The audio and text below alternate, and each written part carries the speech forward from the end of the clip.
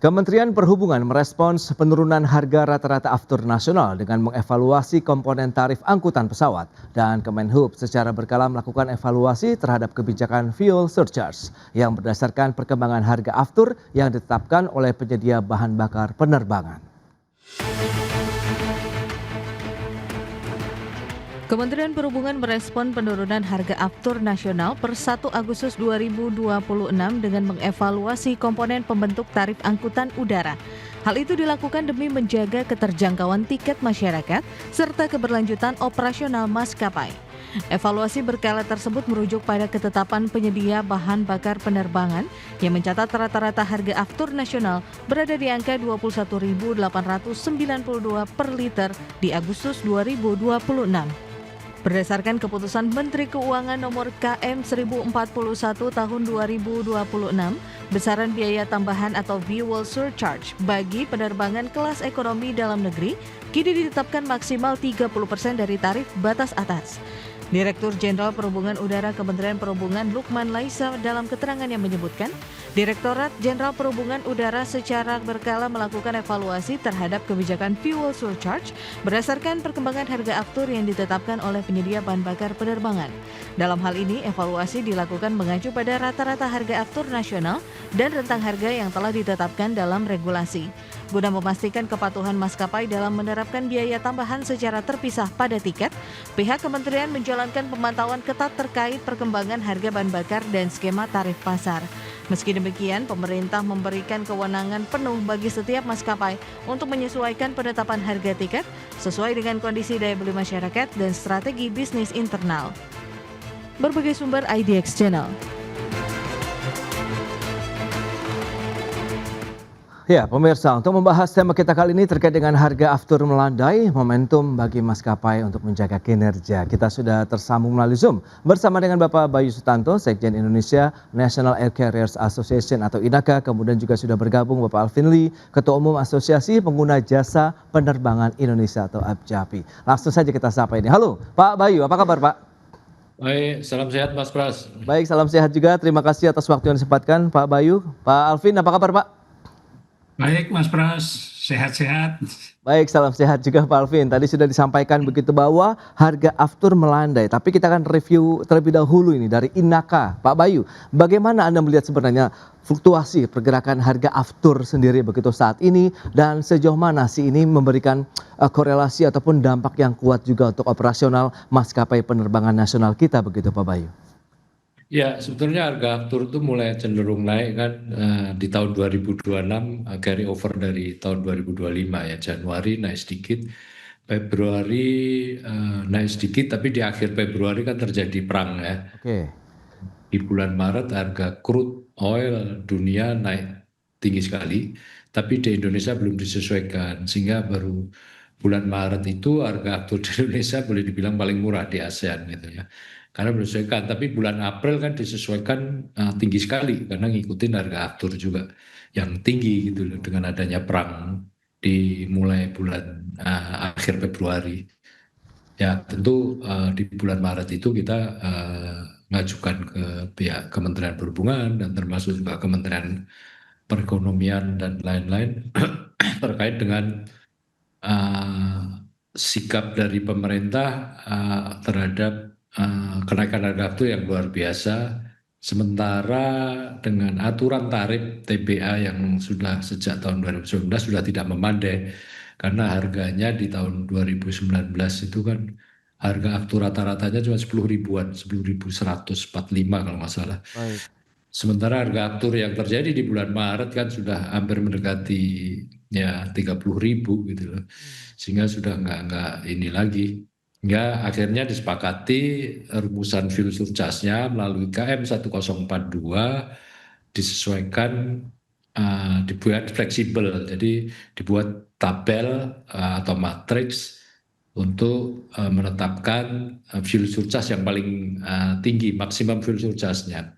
Waktu itu dimulai dari 50%, kemudian 40%, Oke. dan di bulan Juli ini 30%. Jadi setiap tanggal 1 akan ada penyesuaian surat dari Direktorat Jenderal Perhubungan Udara terkait dengan pengumuman harga aftur dari Pertamina Patraniaga Itu Mas jadi Oke. penyesuaiannya. Nah, dari Abjabi sendiri melihat bagaimana kalau misalnya tadi ada fuel surcharge juga begitu dari pesawat karena adanya kebijakan, penurunan kita tahu juga afturnya sudah mulai, sedikit begitu mengalami, penyesuaian harga kembali dalam artian, mengalami penurunan. Nah, untuk Anda sendiri melihat bagaimana Pak Alvin terkait dengan fuel surcharge sendiri begitu?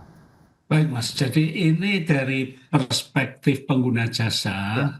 itu eh, dampaknya agak kurang signifikan karena Oke. ketika awal perang itu fuel surcharge mendadak naik menjadi 50% dari sebelumnya Oke. 10% menjadi 50%. Itu pemerintah memberikan cushion, bantalan ya, menyerap dampaknya dengan membebaskan PPN terhadap harga tiket. Oke. Sehingga kenaikan pada saat itu hanya sekitar 30% juga, ya 25-30% karena fuel surcharge-nya naik, tapi PPN-nya ditanggung pemerintah. Oke. Nah, itu hanya berlaku sampai dengan bulan Juni, kemudian sedikit diperpanjang untuk mengakomodir masa liburan. Iya. Nah, ketika fuel surcharge ini mulai turun dari 50 ke 40, PPN yang ditanggung pemerintah ini dikembalikan lagi, ditanggung oleh konsumen, sehingga praktis tidak terasa ada penurunan fuel surcharge. Padahal dari pihak pengangkut sudah turun harga tiketnya, tapi Oke. karena ada tambahan unsur PPN, itu dinihilkan. Mmm. Ini kemudian kita turun lagi 10% dari 40 ke 30, itu perhitungan saya harga tiket mungkin turun sekitar 7% lah ya. Itu Wah, juga tidak terlalu signifikan. Oke. Eh, Ya inilah yang terjadi. Pihak konsumen tidak terlalu merasakan, tapi saya juga yakin pihak airlines ini juga eh, agak kesulitan karena harga afturnya turun, tapi nilai tukar rupiahnya ini merosot di atas 18.000 lagi dan ini menambah biaya airlines. Jadi Oke. fuel surcharge ini hanya memperhitungkan beban biaya aftur, tapi tidak mengkompensasi terhadap nilai tukar rupiah yang berdampak langsung pada biaya operasi airlines, yaitu sewa Oke. pesawat, perawatan, dan Iya, iya. lain-lain. Demikian, Mas Baik, Bras. baik, ini menarik ya, selain memang karena ada penurunan harga afturnya, tapi di satu sisi ada tantangan tersendiri lainnya ya, terkait dengan kurs rupiah kita begitu yang masih mengalami depresiasi. Kita bahas lebih jauh lagi nanti di segmen berikutnya, Pak Bayu dan juga Pak Alvin, kita akan jeda dulu sebentar ya. Dan pemirsa tetaplah bersama kami. Ya, terima kasih Anda masih bergabung bersama kami dalam Market Review pemirsa. Dan berikut ini kami akan sampaikan sejumlah data. Kita akan cermati bersama seperti apa sih pergerakan dari harga bahan bakar pesawat kita ataupun pergerakannya dari Januari sampai dengan Agustus. Ini dia untuk aftur. Januari masih berada di level 13 ribuan sampai dengan bulan Maret. Meskipun trennya naik ya, di Maret itu 13.656 rupiah. Sementara selanjutnya sampai dengan bulan Mei ini naik terus sampai dengan Rp27.357,54 per liternya, dan kemudian cenderung turun sampai dengan bulan Agustus dari 27 hingga menjadi Rp21.102,48 per liter. Meskipun masih jauh di atas harga awal di tahun 2026. Berikutnya kita akan lihat dari sisi penumpang angkutan udara domestik dengan rentang waktu Januari sampai dengan Juni 2026. Ini dia fluktuasinya sempat di atas 5 juta di bulan Maret 2026, kemudian cenderung turun sampai dengan Mei di 4,11 juta, naik tipis 4,69%, maksud kami 4,69 juta di bulan Juni 2026. Itu dia beberapa data yang sudah kita sampaikan, langsung saja kita elaborasikan dengan narasumber kita, ada Pak Alvin, kemudian juga Pak Bayu Stanto. Ya, dengan beberapa informasi tadi yang sudah disampaikan, lantas Inaka melihat bagaimana Pak kalau dari sisi harga aftur. Nah, ini yang menjadi tantangan tersendiri. Meskipun fuel surcharge tadi ada penurunan, kemudian kita tahu juga harga aftur juga sudah cenderung melandai, tapi di satu sisi untuk harganya sendiri saat ini di 21 ribuan masih affordable atau bagaimana nih Pak Bayu? ya, sebetulnya harga aftur ini kan turunan dari harga crude oil ya. Ya. Jadi Untuk maskapai global ya itu dari datanya IATA juga bahwa airline itu ekonomis kalau harga afturnya di kisaran 50 sampai 60 dolar per barrel gitu. Itu harga afturnya mesti bagus turun. Oke. Kemudian juga sampai batasan 70, kalau 70 ke atas sudah kuning gitu loh. Hmm. Saat ini kan harga crude oil dunia juga masih berkisar 80-an ya, Ya. 80 90 gitu loh. Jadi masih tinggi sama ya kalau kondisi harga tersebut ya karena adanya terjadi penurunan pasokan karena masalah di Timur Tengah khususnya di Selat Hormuz itu ya tentu masih lama gitu menunggu harga afturnya akan stabil ke kembali normal lagi. Tapi dari siklus selama 10 sampai 20 tahun terakhir selalu terjadi siklus seperti itu sih gitu ya. Oke. Ya ini yang di Indonesia harga afturnya juga tentu akan mengikuti karena referensinya dari Patra Niaga pakai MOPS ya, Mean of Platform Singapura. Itu yang jadi harga perdagangan di kawasan Asia Tenggara ini. Walaupun karena ada biaya-biaya lain, jatuhnya harga aftur di Indonesia relatif lebih mahal dibanding Malaysia, dibanding Singapura katakanlah atau Vietnam atau Thailand. Jadi Oke. kita berharap di situ. Sebetulnya kita ngusulin, sempat pernah ngusulkan. Waktu rapat di Menko beberapa bulan yang lalu, kami mengusulkan juga kenapa nggak mengikuti aturan PPN khususnya untuk penerbangan internasional yang di domestik ini kan tadi sampai Pak Alvin kan kena PPN Pak. Kita ditanggung pemerintah atau disubsidi itu kalau ada momen-momen khusus liburan sekolah, Lebaran, Hari Raya ataupun Natal dan Tahun Baru gitu. Jadi kalau penerbangan internasional itu kan nggak dikenakan, walaupun ngisinya di Denpasar atau Jakarta, itu Oke. si pembeli nggak dikenakan PPN gitu loh. Betul. Tiketnya pun nggak dikenakan tiket luar negeri walaupun pakai maskapai Indonesia gitu, terbang ke Oke. Nah, Pak luar. Bayu, apakah dengan adanya penurunan harga aftur ini bisa jadi momentum juga nih maskapai untuk bisa meningkatkan kinerja kembali kah atau masih dalam fase yang struggle juga nih saat ini, Pak? Masih struggle Mas. Tadi sampaikan Pak Alvin Lee juga bahwa ya penurunannya harga aftur ini kan nggak terlalu tajam banget lah, Oke. signifikan gitu loh. Ya, ya. Jadi masih di batas krisis boleh dibilang gitu. Hmm. Kalau harga afturnya turun di sekitar di bawah 13.000, 12.000 itu mungkin sudah mulai membantu bagi Oke. maskapai untuk surviving. Saat ini ya walau selain masalah harga aftur masih tinggi, itu juga kita memasuki periode low season gitu Mas. Ya, ya. Kan kalau Bapak lihat berita-berita kemarin kan Singapore Airlines yang airline paling efisien dan bagus pun mereka ngalami rugi itu semester 2-nya. Hmm. Karena kenaikan harga aftur, Oke. bahkan beberapa rute Indigo kemarin juga mengumumkan beberapa rutenya ditutup karena nggak ada penumpangnya. Ya artinya kan load factornya turun karena low season, Ya. sementara harga afturnya masih tinggi gitu loh. Hmm. Seperti itu kondisinya Baik. Mas Pras. Oke, nah ke Pak Alvin nih, lantas seberapa besar sih kalau kita lihat dengan ruang penurunan harga aftur ini agar maskapai bisa mempertimbangkan juga tadi ada penurunan fuel surcharge juga, kemudian bagaimana penurunan tipis dari komponen harga tiket ini juga bisakah meningkatkan lagi nih minat masyarakat untuk bisa melakukan perjalanan menggunakan pesawat ataupun angkutan udara begitu, Pak Alvin? Iya, Mas. Kalau kita melihat dari grafik tadi ya, Ya, bulan Juni itu memang ada sedikit kenaikan jumlah penumpang, tapi tidak signifikan. Dan itu karena ada liburan sekolah di sana. Dimanapun di dunia ketika liburan sekolah, itu selalu terjadi kenaikan jumlah penumpang.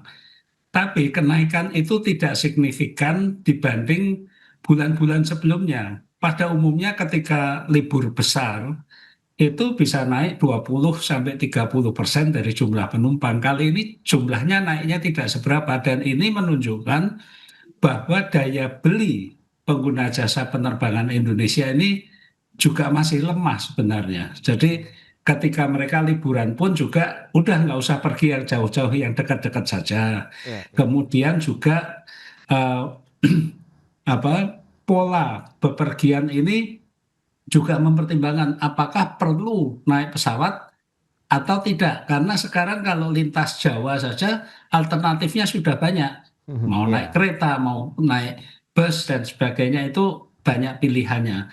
Ini menunjukkan bahwa eh, jumlah penumpang kita ini tidak meningkat besar, tidak meningkat signifikan pada saat liburan karena satu, penumpang kita ini sensitif terhadap harga, kedua, kemampuan atau daya belinya juga masih lemah. hmm, Dan saya juga memperhatikan airlines ini juga mengurangi biaya-biaya operasi di dua sisi.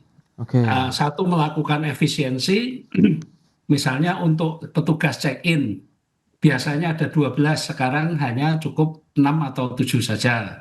ya, Kemudian juga ada upaya-upaya misalnya seperti Garuda aja. Garuda ini mengubah alokasi bagasi penumpang yang tadinya 20 kilo, sekarang dihitung per piece, per koli, oke, maksimum 23 kilo. Ini juga untuk memudahkan mereka, nggak usah lagi ngitung jumlah eh, kiloannya, tapi menghitung jumlah kolinya saja. ya, ya, Dengan demikian juga bisa mengurangi biaya operasi mereka. hmm, Kemudian berikutnya juga adalah mengurangi eh, kenyamanan-kenyamanan yang ekstra biasanya. Saya juga perhatikan ya, yang biasanya di toilet itu ada pengharum ruang, ada oke, eh, ini apa sabun. iya, iya, Sekarang saya lihat banyak yang sudah hilang itu. ah, baik, Kemudian baik, di sisi lain, airline juga mencoba meningkatkan pendapatan ancillary yang biasanya mereka tidak lakukan. Mereka mulai menjual makanan, minuman,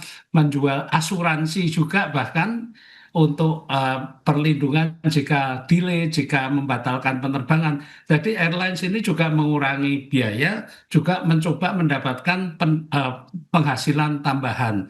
Ini saya melihat merupakan upaya airlines untuk bertahan hidup di tengah kondisi yang sulit ini. Jangan lupa bahwa dengan merosotnya nilai rupiah, dengan meningkatnya harga aftur, sebetulnya working capital hmm, airlines ini menyusut. oke, Biasanya dengan modal yang ada itu bisa dapat 1 juta liter misalnya. ya. Sekarang dapatnya cuma 700.000 liter. Gitu Hmm, Mas Bras. oke, itu dia strategi apa yang mungkin sudah diterapkan dan masih akankah dilanjutkan begitu strategi-strateginya di tahun 2026 ini kita bahas lebih jauh lagi nanti di segmen berikutnya. Kita akan jeda kembali sebentar Pak Bayu dan juga Pak Firly ya. Dan pemirsa kami akan segera kembali usai pariwara berikut ini. Pemirsa kita lanjutkan kembali perbincangan bersama dengan Bapak Bayu Sutanto, Sekjen Indonesia National Air Carriers Association atau INACA, kemudian juga Bapak Firly, Ketua Umum Asosiasi Pengguna Jasa Penerbangan Indonesia. Nah, bicara mengenai strategi dengan beberapa tantangan yang tadi juga sudah dibahas dan diuraikan baik oleh Pak Bayu maupun Pak Alvin terkait dengan harga aftur, kemudian nilai tukar rupiah, fuel surcharge, begitu kemudian harga tiket dan daya beli masyarakat juga saat ini. Lantas bagaimana Pak? Strategi bertahan apa yang masih diterapkan oleh maskapai penerbangan nasional kita untuk terus bertahan hingga hari ini, Pak Bayu? Ya, baik. Jadi Pak Alvin tadi menyampaikan juga. Jadi memang saat ini semua airline sih mau nggak mau melakukan efisiensi, Pak. Oke. Mulai dari sisi operasional seperti fuel saving, jadi menghemat aftur. Hmm, Itu banyak dilakukan waktu take off, landing maupun waktu terbang, gitu ya. Jadi tidak belok-belok dengan speed yang rendah itu semua dijadikan pedoman untuk operasi maskapai-maskapai. Jadi menghemat aftur dulu. Kemudian yang kedua juga karena low season ya, yang dihadapi, maka kita fokus ke segmen menengah atas yang daya belinya tidak tergerus dalam gitu ya. oke. Misalnya kita meningkatkan kerjasama dengan Malaysia Tourism Board ataupun Thai Tourism Board ya untuk membawa turis Indonesia lebih banyak, kelas menengah atas tentunya ya karena mereka memberi insentif banyak Pak untuk mengundang turis Indonesia. Karena turis Indonesia itu cukup banyak. Misalnya ke Malaysia aja angkanya 4,2 juta tahun yang lalu aja. Oke. Ini kan cukup besar, makanya mereka gencar memberi insentif-insentif. Yaitu kelebihan mereka punya tourism board lah di Indonesia ini kita udah ngusulin lama. Iya. Sampai sekarang nggak punya tourism board, adanya kementerian gitu ya. Hmm. Itu beberapa contoh Mas, dan kita kampanyenya tidak hanya di luar negeri, untuk kampanye destinasi di domestik juga kita nyasar ke segmen yang untuk leisure lah, traveling leisure. Kalau yang sudah pasti tidak terpengaruh oleh dampak fuel surcharge sehingga harga tiket naik kan segmen korporasi atau government, Oke, karena bayari kantornya kan nggak terpengaruh lah. Tapi untuk leisure ya kita kasih ya iming-iming, kita ada diskon-diskon tertentu pada saat tertentu sehingga mereka tetap bisa melakukan aktivitas perjalanannya. Mungkin yang kena dampak yang justru yang paling jarang bepergian, yang bepergian kalau mau menengok orang tuanya sakit atau ada kondangan dan sebagainya, ini baik, itu baik. yang akan terdampak. Tapi kalau di lintas Jawa, khusus lintas Jawa, ya nggak pengaruh karena ada kereta, ada travel, ada bis, sleeper bahkan gitu dan Oke. sebagainya. Japi sendiri melihat bagaimana tren dari penggunaan transportasi udara paling tidak sampai dengan akhir tahun 2026 ini dengan tantangan tadi. Ada aftur di sana, kemudian juga dengan fuel surcharge, tiket pesawat juga, dan juga tadi yang disasar saat ini dengan low season adalah menengah atasnya nih. Berarti akankah semakin sempit begitu nanti pangsa pasarnya atau bagaimana kalau Pak Alvin melihat? Iya Mas Pras, kami memperhatikan ya bahwa pertama eh, ada pergeseran Oke, eh, dari menggunakan jasa penerbangan domestik ke internasional. Kalau kita perhatikan jumlah penumpang domestik kita ini 3 tahun berturut-turut turun, tapi untuk rute Internasional. internasionalnya justru naik signifikan. Terakhir ini kan untuk domestik turun tahun ini ya, domestik ini turun sekitar eh, 5%, tapi internasionalnya justru naik 7%. oke. Nah, ini kan menunjukkan adanya gap ya, yang ke luar negeri ini mungkin tidak terlalu terasa karena tidak ada beban PPN aftur, tidak ada beban PPN tiket, sehingga terasa lebih murah daripada tiket domestik. Hmm, Kemudian juga ini kan juga menunjukkan bahwa yang ke luar negeri untuk bisnis tetap jalan, untuk liburan tetap jalan, tapi yang untuk dalam negeri ini justru merasa sangat terdampak. oke. Nah, yang kami eh, harapkan adalah pemerintah melihat ekosistem Hmm, industri transportasi udara ini secara holistik, dan semua kementerian itu juga apa ya, punya visi yang sama. Saya mempertanyakan, kalau penerbangan internasional itu bisa dibebaskan dari PPN tiket dan PPN aftur, kenapa yang domestik tidak bisa dibebaskan dari itu? oke. Karena ini Ya. berdampak cukup signifikan bagi konsumen, 11% untuk tiketnya, dan Ya. juga 11% ketika airlines beli aftur, itu berdampak pada biaya operasi airlines, dan ujung-ujungnya berdampak pada harga tiket juga. Nah, Hmm, kalau pemerintah ini bisa sepakat menghapus PPN aftur dan PPN tiket, ini akan menggairahkan kembali masyarakat kita yang saat ini daya belinya ini lemah. Tidak hanya penghasilan yang turun, tapi biaya-biaya hidup ini juga naik. Belum lagi pengusaha-pengusaha saat ini sedang diobok-obok pajak semua, sehingga ya oke. pengeluaran-pengeluaran ini dikurangi untuk Ya. membayar pajak lebih tinggi. Demikian Mas Bras. Baik. Nah, lantas bagaimana Pak Bayu optimisme Anda memandang tahun 2026 untuk maskapai penerbangan kita begitu? Apakah masih cukup yakin? Apakah ada revisi target kah misalnya atau bagaimana nih Pak Bayu? Ya tergantung kondisi ekonomi makro juga, Pak. Hmm, Ekonomi makro negara kita maupun ekonomi makro global ataupun kawasan gitu ya. iya, iya. Kalau dengan pertumbuhan tetap di atas 5% sih masih ada harapan lah gitu ya. Cuman Oke. kan sekarang yang terkena dampak kan tergerus itu kan kelas menengah sama yang bawah. Hmm, Dan itu mayoritas pengguna pesawat, jasa penerbangan pesawat udara ini kan kelas menengah ini gitu loh. iya, iya. Kalau itu tergerus ya berubah. Tapi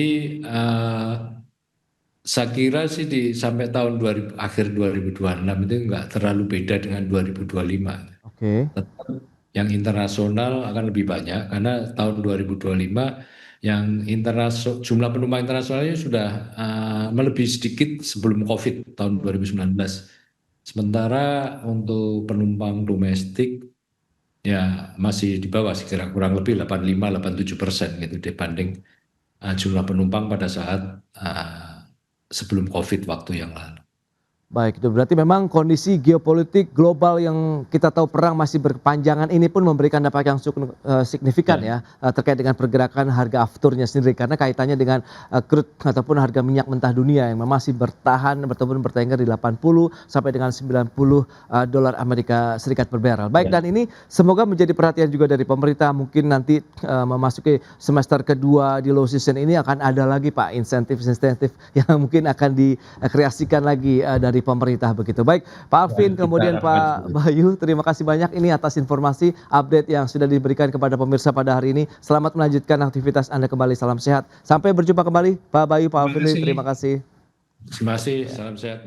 Ya pemirsa, aktivitas manufaktur Indonesia kembali memasuki zona ekspansi pada Juli 2026 setelah sempat terkontraksi pada bulan sebelumnya. Berdasarkan laporan S&P Global, Indonesia Manufacturing Purchasing Managers Index naik ke level 50,2 pada Juli 2026 dari 46,9 pada bulan sebelumnya.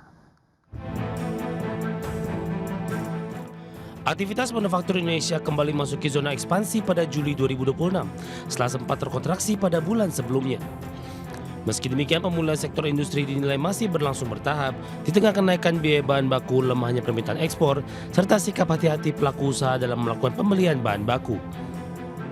Berdasarkan laporan S&P Global, Indonesia Manufacturing Purchasing Manager Index naik ke level 50,2 pada Juli 2026 dari 46,9 pada Juni.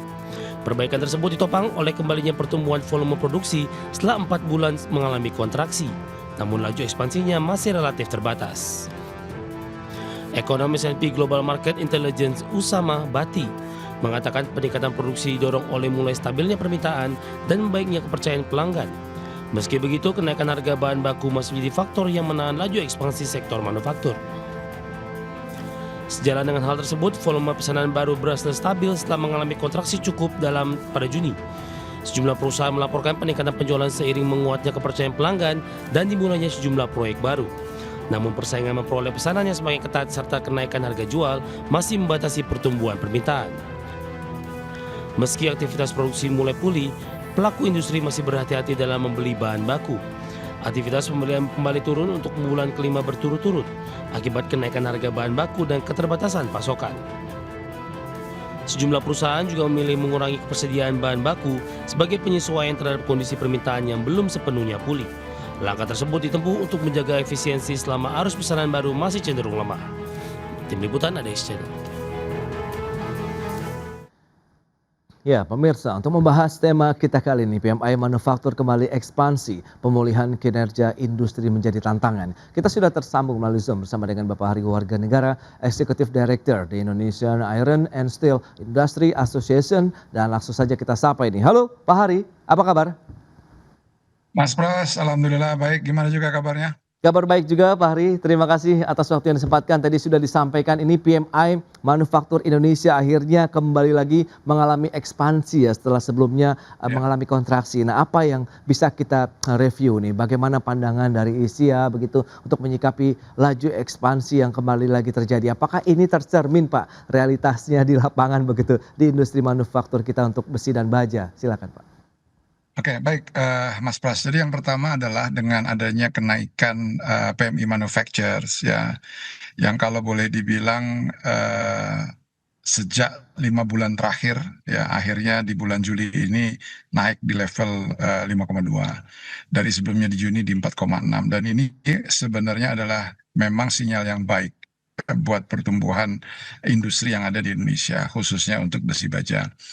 Permintaan domestik sudah mulai naik ya, kemudian juga kondisi ketersediaan bahan baku juga cukup baik seperti sekarang. Tapi memang kalau dibilang kalau dibandingkan dengan bulan Februari ya, masih di bawah kondisi pada saat bulan Januari dan Februari 2026. Nah, tapi ini adalah sinyal bagus ya. Tentu ini kita harus tanggapi secara positif. Dan memang kalau kita bedah secara lebih dalam ya, di dalam PMI manufacture itu kan memang ada manufacture makanan minuman yang top 3-nya ya, kemudian ada tekstil ya, furniture, dan kemudian tentu industri dasar logam. Nah, industri dasar logam ini kalau boleh saya sampaikan memang di level 5,3. Dan memang kuartal 2 dari 2026. Dan memang ekspektasi prediksi kita itu di kuartal 3 bisa ke 5,8. Ya, jadi artinya sinyal ini di bulan Juli sudah bagus. Nah, kita berharap tentunya bahwa sampai dengan akhir tahun akan terus meningkat, khususnya untuk di industri dasar logam atau besi baja. Baik, nah kalau kita bicara mengenai industri ini besi dan baja khususnya begitu, tadi Anda sampaikan permintaan sudah mulai ada perbaikan di sana. Ini jenis-jenis produk yang seperti apa Pak? Begitu, apakah konsumsinya untuk konstruksi kah atau mungkin ada permintaan lain begitu Pak? Ya, jadi kalau dilihat adalah bahwa 80% itu pasar domestik. Oke. Jadi artinya pasar domestik kita menggeliat. Ya, jadi program-program pemerintah satu ya, kemudian program-program dari Danantara, BUMN ya. Jadi ini boleh dibilang suatu sinyal positif yang imbasnya juga termasuk di industri besi baja. Oke, nah terkait dengan utilisasi dari industri pengguna utama besi dan baja sendiri, bagaimana Anda melihatnya Pak? Ya, jadi memang kalau dilihat bahwa utilisasi dari member kita khususnya Indonesia Iron Steel Industry Association ya masih di level 53%. Jadi artinya kapasitas terpasangnya itu masih banyak ya. Pemerintah memang ya mempunyai satu program mengenai safeguarding ya, kemudian SNI wajib ya sedang dikaji ya. Dan ini menurut kami adalah hal yang positif. Karena SNI wajib itu boleh dibilang produk-produknya masih sedikit dan masih di produk-produk hulu kalau untuk di Indonesia. Di bawah 10 SNI wajib ini jenis. Sedangkan bandingkan dengan Thailand, Vietnam yang sudah punya 20-30 SNI wajib mereka. Jadi memang SNI ini kalau dari sisi kami yang paling diuntungkan adalah konsumen dulu. Jadi konsumen itu bisa beli barang-barang ya yang betul-betul sudah lewat lab dan juga diinspeksi secara mendalam. Tidak asal-asalan karena besi baja ini kalau dilihat ya mungkin dari luarnya sama. Baik. Kebanyakan kayak kita Mas Pras kalau beli misalnya kerangka bahan bangunan tentu by pieces di toko bahan bangunan kan. Kita tidak by berat. Nah, bisa saja bentuknya sama tapi beratnya beda. Nah, inilah yang agak sedikit tricky-nya di besi baja. Kita nggak bisa melihat secara fisik. Kita harus timbang minimal. Atau dari situlah akan kelihatan bahwa komponen besinya lebih banyak yang jenis ini daripada yang lain. Jadi sebenarnya lebih banyak program pemerintah untuk SNI wajib di hilirisasi produk besi baja itu akan lebih menguntungkan konsumen. Ya, jadi tidak ada lagi kita mendengar nanti akan ada misalnya tiba-tiba gedung pesantren roboh. Ingat kan beberapa bulan yang lalu. Kemudian di Thailand ada Tofu Building. Satu building kena gempa sedikit roboh. Padahal gedung yang lain bagus-bagus saja. Karena SNI ini dihilirisasi belum wajib di Indonesia. Kita inginnya SNI ini diperluas. Ya, jadi itu yang kira-kira masukan dari kami dari ISIA untuk kepada stakeholder. Baik, Pak Hari, itu dia bahwa penting sekali SNI diterapkan di Indonesia untuk menjaga kualitasnya begitu ya untuk produk-produk besi dan baja di Indonesia karena ini yang dirasakan langsung manfaatnya tentu adalah selain konsumen, pengguna, perusahaan-perusahaan yang menggunakan besi dan baja tapi juga masyarakat ataupun pekerja yang ada dalam bangunan konstruksi atau gedung tersebut. Dan ini sudah bergabung ada Mas Yusuf Randy Manelit. Langsung saja kita sapa, beliau adalah peneliti ekonomi dari KOR Indonesia. Ya halo Mas Yusuf, apa kabar? Kabar baik Mas Pras. Baik, terima kasih. Tadi sudah cukup panjang lebar penjelasan dari pelaku industri ini terkait dengan PMI manufaktur kita yang sudah mulai kembali lagi ke level ekspansi. Memang sih tipis saja di 50,2 poin begitu dibandingkan dengan sebelumnya yang cukup dalam di 46 sekian poin begitu. Nah, Anda melihat apakah pembalikan arah rebound dari PMI manufaktur ini memang relate begitu dengan kondisi di lapangan begitu atau hanya sementara saja, momentum sesaat saja nih Mas Yusuf, Anda melihatnya? Ya, kalau kita perhatikan dibandingkan dengan bulan Ya, sebelumnya, perbaikan PMI manufaktur ini kan tidak terlepas dari relatif sudah lebih rendahnya ya, oke. harga untuk bahan baku. Karena di bulan, Juni kalau kita perhatikan, kenaikan harga bahan baku itu akhirnya menekan, sisi industri sehingga mereka juga harus melakukan penyesuaian. Sementara di bulan Juli faktor dari harga bahan baku itu meskipun ada tetapi Oke. kenaikannya itu sudah tidak setinggi dibandingkan di bulan sebelumnya. Hmm. Nah, di saat yang bersamaan kita juga ingat bahwa di bulan Juli itu pemerintah mengeluarkan berbagai kebijakan ya termasuk kebijakan harga gas yang menurut kami itu cukup baik. Kemudian juga kalau kita ingat ada kebijakan dari sisi pelonggaran bea masuk ya terutama Ya, untuk bahan baku yang menopang kinerja dari industri manufaktur sendiri itu juga relatif mampu mendorong ya optimisme dari para pelaku usaha di sisi industri untuk mendorong ekspansi mereka gitu ya, sehingga itu ya. tercermin dari kenaikan yang relatif tipis. Nah, karena kenaikannya relatif tipis itu kan artinya rentan ya. Artinya rentan kalau misalnya terjadi dinamika yang kemudian bisa mempengaruhi dari kinerja dari industri manufaktur, maka angka PMI ini berpotensi kembali akan ke level kontraktif ya atau di bawah 50. Dan saya pikir itu bukan tidak mungkin akan terjadi karena faktor yang mendorong atau mengubah ya harga komoditas di sepanjang semester satu kemarin yaitu faktor geopolitik itu masih akan kita lihat gitu ya di semester Ya. kedua ini. Dan kalau kita lihat dari pergerakan harga komoditasnya juga masih cukup volatile atau cukup Hmm. naik turun gitu sehingga kami melihat bahwa faktor dari konflik geopolitik, kenaikan harga komoditas yang kemudian juga akan ikut mempengaruhi ekspektasi perbaikan PMI apakah dia akan tetap berada pada level ekspansif di Ya. sepanjang semester kedua ini atau kembali Hmm. ke bawah 50 di bawah batas 50 untuk PMI itu sendiri. Oke, berarti masih perlu pembuktian lebih lanjut begitu ya Mas Yosef ya, bagaimana sih kualitas ataupun kemampuan dari industri manufaktur kita begitu dengan adanya data dari PMI Manufaktur SNP. Kita akan lebih jauh nanti pembahasan di segmen berikutnya, kita akan jeda sebentar ya. Dan pemirsa kami akan segera kembali usai jeda berikut ini.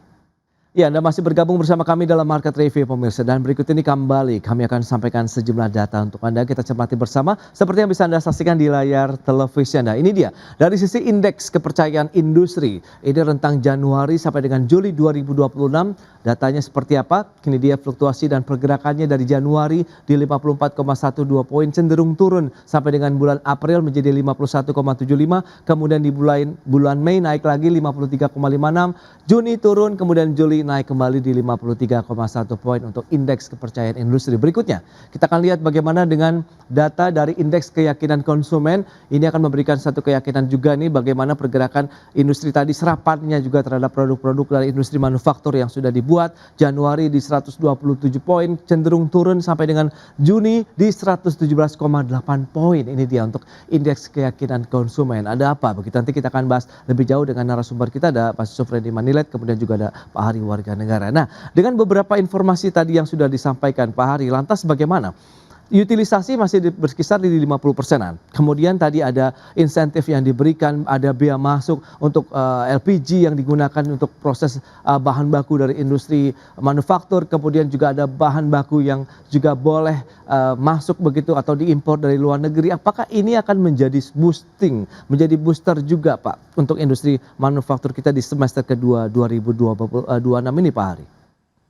Oke, baik Mas Pras. Jadi sinyal-sinyal indeks PMI manufacture ya, kemudian kepercayaan industri dan kepuasan konsumen dan lain ini boleh dibilang trennya kan naik ya.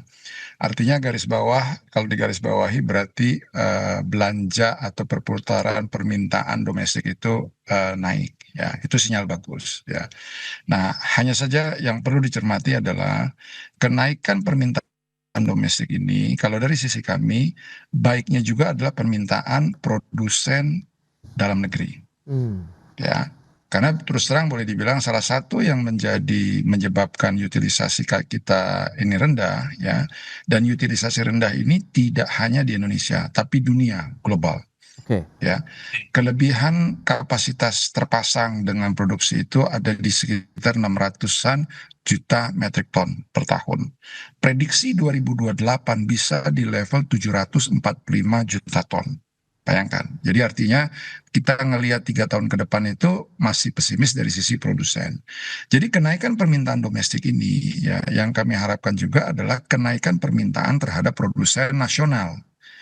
Sekali lagi kami dari IISIA tidak anti impor ya, tapi kita ingin adanya fair trade. Oke. Ya, kalau memang barang-barang yang tidak bisa dibuat di Indonesia, jenis spesifikasi yang tidak bisa dibuat di Indonesia, kita tentu harus impor. Tapi kalau jenis-jenis barang itu bisa diproduksi dalam negeri, kenapa tidak dalam negeri dulu didahulukan? Kurang, baru ambil dari luar.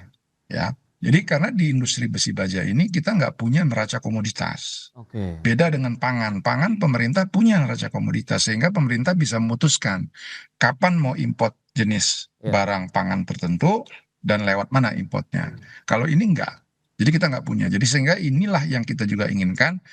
Insentif boleh ya, tapi kalau dari kami permintaannya sederhana ya, bahwa negara-negara yang juga melakukan banyak proteksi. Amerika besi bajanya tetap di 50% tarifnya kalau mau masuk. Ya, negara Jerman juga sudah menerapkan. Eropa menerapkan CBAM, Oke. ya kan? Nah, artinya apa?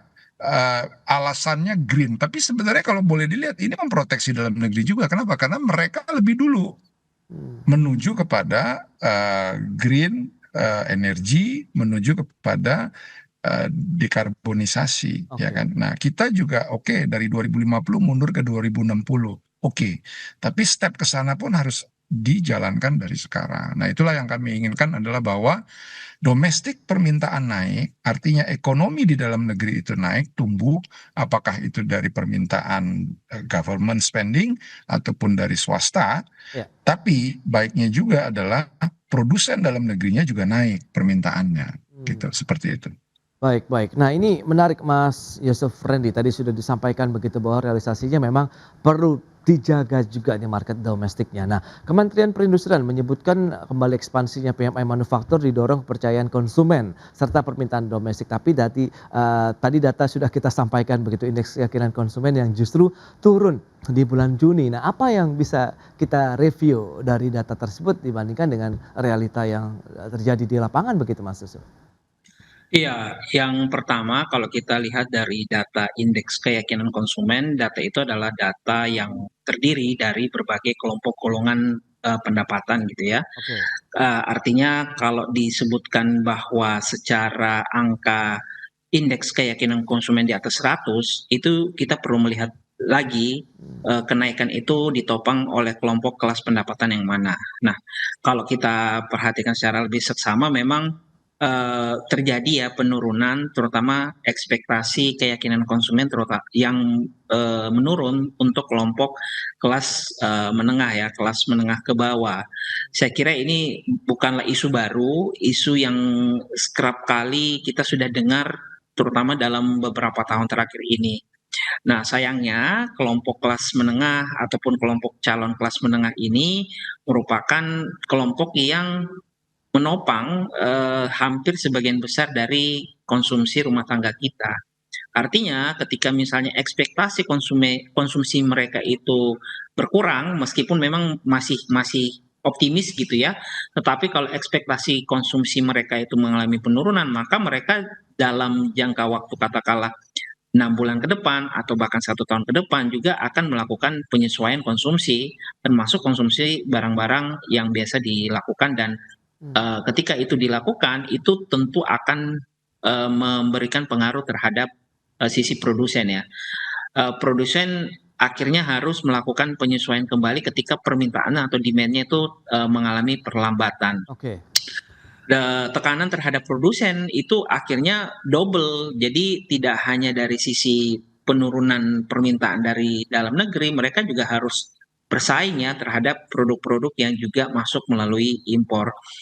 Ya, saya kira bukan cerita baru lagi kalau kita ingat beberapa industri di dalam negeri, katakanlah misalnya tekstil dan juga tadi disinggung oleh Pak Hari, besi baja itu kerap kali memang sudah menjadi apa berita kalau daya saingnya tergerus ya karena harus bersaing dengan produk-produk impor. Oke. Dan kalau menurut kami kalau misalnya mau didorong ya memang perlu ada semacam ya tadi kebijakan khusus yang ditujukan terutama pada industri yang sifatnya strategis dan kinerjanya itu tertekan oleh produk-produk yang secara secara kelasnya mungkin tidak sebanding gitu. Jadi harus ada semacam tadi ya, ada kebijakan khusus. Karena tadi ketika tidak dilakukan maka dorongan ke industri ini akan double ya. Jadi Oke. mereka tadi harus menghadapi masalah penurunan ekspektasi konsumen dan bisa berubah terhadap penurunan konsumsi. Mereka juga akan harus menghadapi tadi ya turunnya daya saing terhadap kinerja industri mereka gitu. Dan ketika itu terjadi ya Ya. kita tentu akan melihat meredupnya ya industri-industri yang sebenarnya sifatnya strategis untuk pertumbuhan baik dalam jangka pendek, menengah hingga panjang, Mas Pras. Baik, optimisme dari industri sendiri Pak Hari, Anda melihat bagaimana sih menatap tahun 2026 ini seberapa optimis, kemudian tantangan global tadi meskipun kita tahu 80% pangsa pasar industri besi dan baja adalah di domestik, tapi kan masih ada tantangan dengan serbuan produk asing, sementara ekspor pun masih tertantang juga dengan kondisi geopolitik, geoekonomi yang tadi sudah disampaikan oleh Mas Yusuf Randy Manilet begitu di Pak Hari. Baik Mas Pras, jadi kami juga dari Asosiasi Besi Baja mengapresiasi pemerintah, khususnya Kemenperin, Kementerian Perdagangan, ya, bahwa kebijakan-kebijakan itu sudah ada, ya insentif itu sudah ada, mulai dari anti dumping, safeguarding, SNI wajib dan lain-lain. Nah, memang yang kita butuhkan tentu kalau ke depan ya kita harus optimis Mas Pras, ya. Kami inginkan suatu kebijakan yang komprehensif, ya, yaitu kebijakan yang melindungi ekosistem untuk meningkatkan daya saing industri nasional secara berkelanjutan, seperti itu, khususnya di besi baja, ya. Jadi pasar domestik itu memang pasar terbesar dari kita, ya. Sudah selayaknya juga adalah produsen-produsen dalam negeri menjadi tuan rumah di negaranya sendiri, seperti itu. Proyek pemerintah, proyek BUMN, ya. Yang kedua adalah implementasi instrumen perlindungan perdagangan yang efektif sehingga bisa menciptakan level playing field bagi industri nasional. Kami pun mengapresiasi Pak Menteri Keuangan Pak Purbaya yang juga turun bisa melihat ya bahwa adanya yang unfair business practice di mana beberapa perusahaan baik yang datangnya dari investasi dari luar itu tidak bayar pajak atau dia menyembunyikan pajak. Ya kan seperti itu. Nah ini kemarin kita lihat juga bahwa Pak Menkyu sudah sidak ya kan, dan ini kami mengapresiasi. Nah jadi pemerintah bisa menciptakan playing field yang fair ya, dan terutama punya blueprint untuk industri dalam negeri, itu yang kita butuhkan. Baik, jadi ya, kesetaraan dan juga bentuk kehadiran pemerintah untuk bisa menjaga pasar-pasar domestik begitu ya, dengan bentuk dukungan baik dari sisi kebijakan yang komprehensif dan juga bagaimana yang paling utama adalah meningkatkan dan menjaga daya belinya sendiri begitu ya, sehingga supply and demand-nya kembali lagi seimbang begitu. Baik, kepada Mas Yusuf, Pak Hari, terima kasih banyak atas informasi, update dan juga insight yang sudah diberikan kepada pemirsa pada hari ini. Selamat melanjutkan aktivitas Anda kembali, salam sehat, sampai berjumpa kembali Pak Hari dan Mas Yusuf Randy, terima kasih. Ya, Mas Pras, terima kasih. Baik, Mas Yusuf, terima kasih. Pak Hari. Salam. Ya, pemirsa, 1 jam sudah saya menemani Anda dalam market review dan ikuti terus beragam informasi pilihan hanya di IDX Channel, TV bisnis nomor 1 di Indonesia. Saya Prasetyo Wibowo beserta seluruh kerabat kerja yang bertugas pamit undur diri. Terima kasih, sampai jumpa.